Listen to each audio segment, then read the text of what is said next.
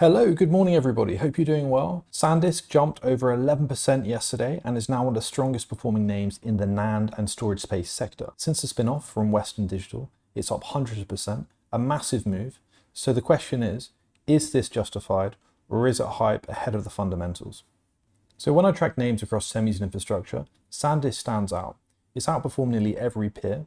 The PEG ratio is still well under 1, which in simple terms means the stock might still be cheap relative to how fast the earnings are growing. When I track names across semis and infrastructure, SanDisk really stands out.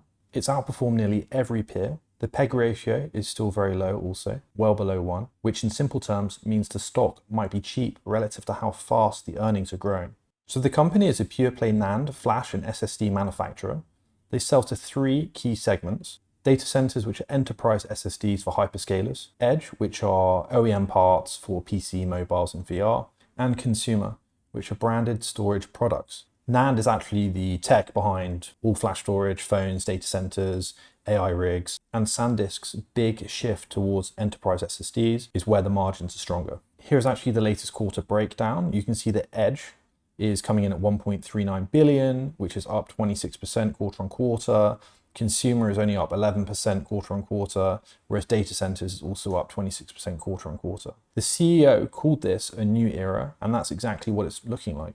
I actually just listened to the quarterly call, and that's basically where the CEO and the CFO or whoever is in the team explains how the quarter's gone so far. They presented this slide deck. In short, they basically said that data centers will be the largest NAND market by 2026. On this call, at the end of these calls, generally speaking, analysts from different banks are able to ask the management questions. Many different analysts ask questions: Goldman, Morgan Stanley, Bank of America, all pressing. Most of these questions are surrounding hyperscaling ramps, data center demands. The key takeaways from these questions are analysts are asking about long-term contracts on 128 terabyte SSD qualifications. In reply to this, management were positive and was saying that demand is still outstripping supply into 2026 and beyond. And also just to highlight here, when analysts start asking about multi-year supply and enterprise mix, that's a pretty strong signal. You can see here that some of those same analysts have raised their targets, even though SanDisk has already run pretty hard.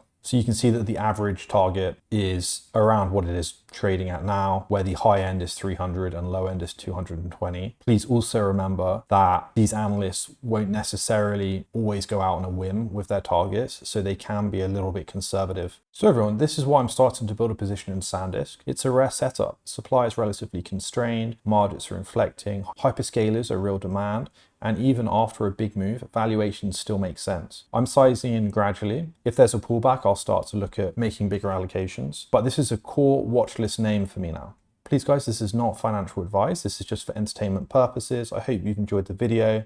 If you do, please hit like, please subscribe, and thank you so much for watching.